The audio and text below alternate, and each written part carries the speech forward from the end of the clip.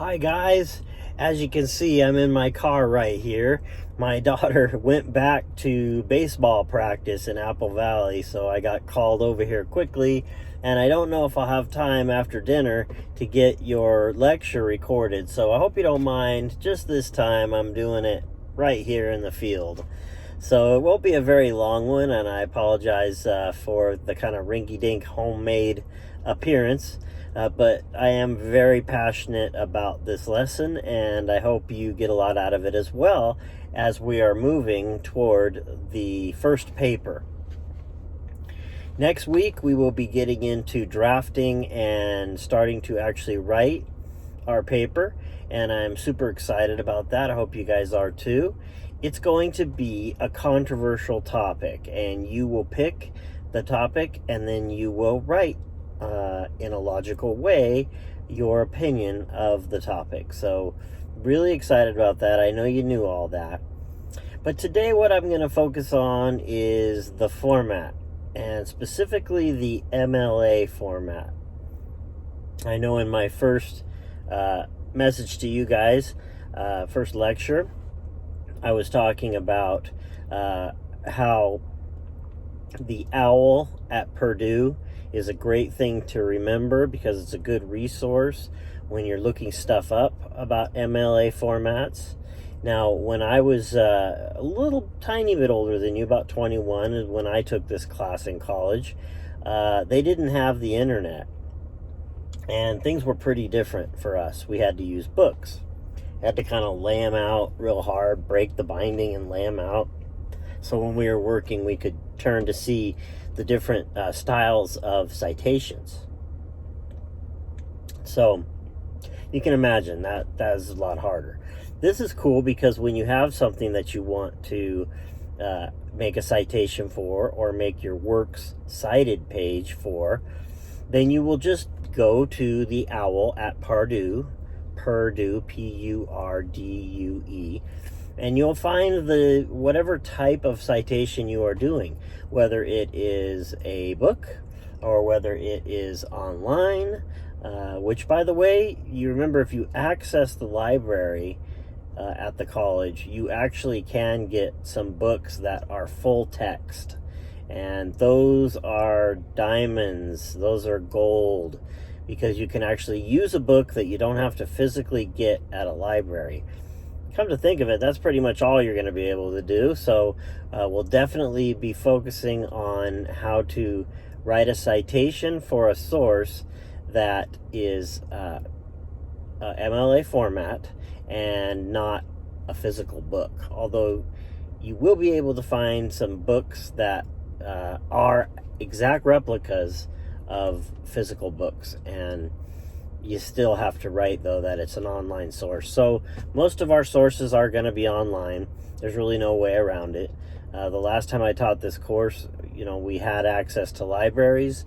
We don't now. But you do have access to the college library, the VVC college library, and I would encourage you to check that out.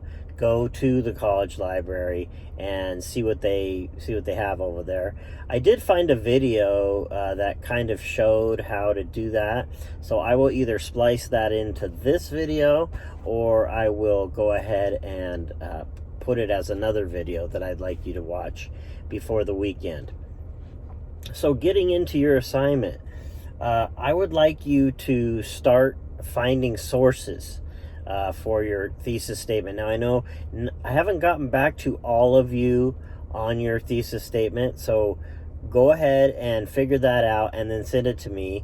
You can do that anytime before next class, which would be Monday, over the weekend, and I have the time and the resources. I can go ahead and respond to all of you. If I haven't responded to you already, I will respond one of two ways. I will either write my response and give you the directions that I want you to go to challenge yourself, or I will send a video kind of like this, not in my car, done at home in my recording studio there. But by the way, I really appreciate you putting up with this. This is kind of silly, I know, but I had to communicate with you. This class is what they call an asynchronous class. which is, I hesitate to even tell you that, because that means that we're not going to be doing mostly live lectures in the time of the class. So, but the good news of it is that you get to kind of get to this when you can. You don't have to do it, like say the class meets 7:30 to 9. You don't have to do it between 7:30 and 9. You could do something else, or you could just work on it then and then watch the lecture later. So that's what asynchronous means. Synchronous means that all the lectures are done on Zoom. Everything must be done or should be done for your attendance right there in the time. So this is not that format. This is what we call an asynchronous distance education format. So anyway, I hadn't shared that with you yet, so now I have. So from there, I'm going to go into the OWL at Purdue, and I'm going to show you a few things with the OWL at Purdue, so please watch these now.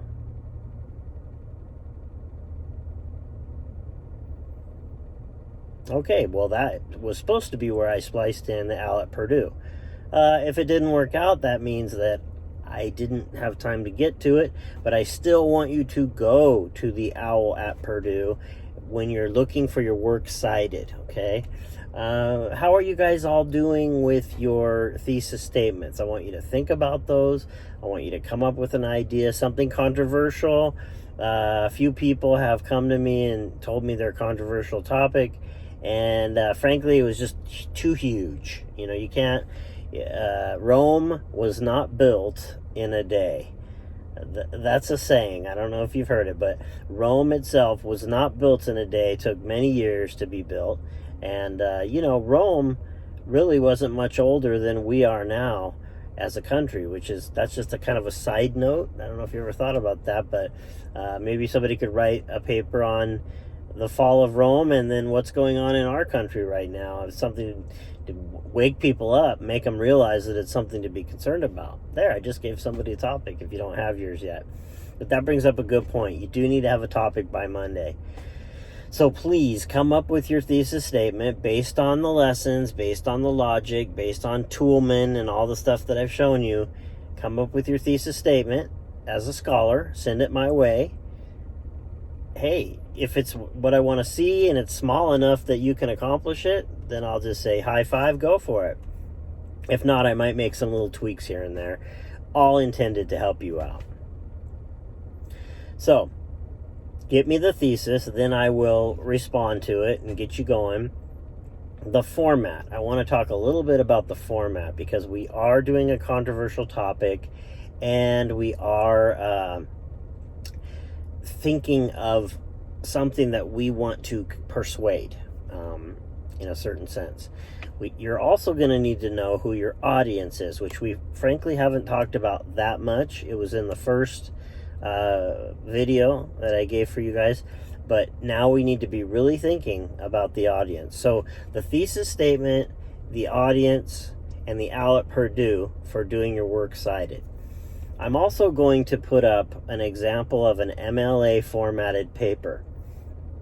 You do not have the option of doing it your own way. It must be done exactly formatted for MLA, the Modern Language Association. That's what English classes use. Your psychology classes will either use that or APA, which stands for the American Psychological Association. But in here, you have to use the MLA. So that's going to be part of the rubric. Now, another thing you want to do is look at the rubric. It was up before. I'll put it up again. It's going to show how you're going to be graded. About 30 points for every tick. And so you need to look at that and ask yourself, okay, how do I get to these? And then when you're done and you're about to turn it in, finally turn it in, and I can't write it for you. Sorry about that. You're going to have to, you can come to me and talk to me and I'll talk to you. We can even talk on the phone if you'd like, if that's easier for you. Or I can make you a video, or I can just write you a long note or a short note, whatever I feel you need to succeed in this class and to succeed in the concepts of English 101. So, you have a lot to do. I want you to go through and watch all of this video. Anything that I add onto it or put in here, I want you to watch it. So that means anything in this assignment that you find in modules, you are responsible to watch or do. But in a way, it's kind of exciting because once you get all this done today, this is Wednesday, you are free on the weekend to develop that thesis statement, get some sources, talk to people. Somebody came to me with the idea of abortion as a topic. We whittled it down a little bit, but now at this point, it might be good for that person to, by the way, anything that you share with me, it's quiet. I might use it, but I'll just say, oh, some person. I won't say your name, unless you tell me I can. But this person, I didn't clear that. So I'm just going to let you know that this person might do well to interview some people in his life. Maybe they're around his house, or maybe not, her house, that have the other viewpoint. Okay, this person happened to have one viewpoint about abortion. There is an opposing viewpoint, of course. It's really hard to do, but talk to someone. Don't just argue. Have a talk with someone who has the opposite point of view. I would like to see you all doing that. And guess what? There's even a way to make a citation of that. You can put that in your works cited. It's called an interview. So you can put that in your citations to give yourself another source. We are going to want at least 3 sources, but we're not grading the sources yet, so don't worry. We are grading that if you don't have a thesis statement by Monday, we're going to have a talk. It's not going to be points off, but we will definitely have a discussion because that needs to be done. We need to be moving forward. Next week, we need to start writing the paper.